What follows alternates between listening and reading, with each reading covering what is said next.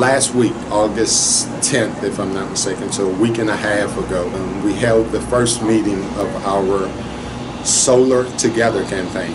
And that's a campaign designed to introduce the Mississippi Gulf Coast residents and stakeholders to the solar industry, the policies, the opportunities, the advantages of rooftop solar, commercial solar, and community solar. The meeting on August 10th featured a format whereby we had over 50 people gather at a local library in Hancock County and made the case for solar. That included a video presentation of a few homeowners who already have solar on their rooftop, solar panels on their rooftop, and a slideshow from our consultant, Mr. Mark Isaacs, who's with a research affiliate, and presentations from engineers and executives at Mississippi Power and Coast Electric Power Association on their initiatives in the solar industry.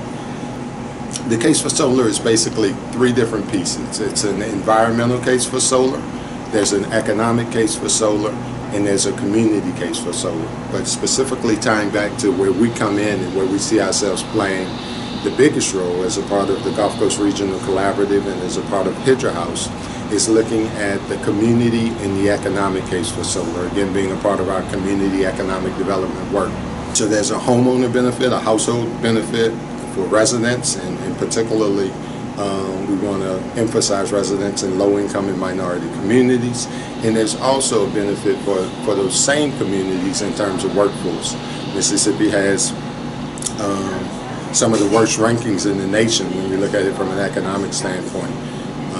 Not only do we have one of the highest unemployment rates in the nation, but that rate is doubled, sometimes even nearly tripled when you look at the minority demographics. So our focus will be on training minority residents in the skills that are necessary to install solar panels on rooftops, on small commercials, and hopefully get to the extent where we can even work with utilities and look at utility scale production and really highlight and emphasize the need for local workers to be contracted when utilities do decide to go forward with their solar portfolios. One other piece that I'll quickly talk about, the training that we've already begun, working with about 5 local residents from minority communities who are minorities to get them familiar or the BPI certification requirements for doing energy efficiency. Energy efficiency is widely recognized as the prerequisite step for solar panel installations. So it will be key to have local contractors and or entrepreneurs that are interested in getting these BPI skills easily at hand, so that as the time comes, and the time is now to step into that next phase of solar panel installation, it'll be a seamless kind of transition into the solar industry.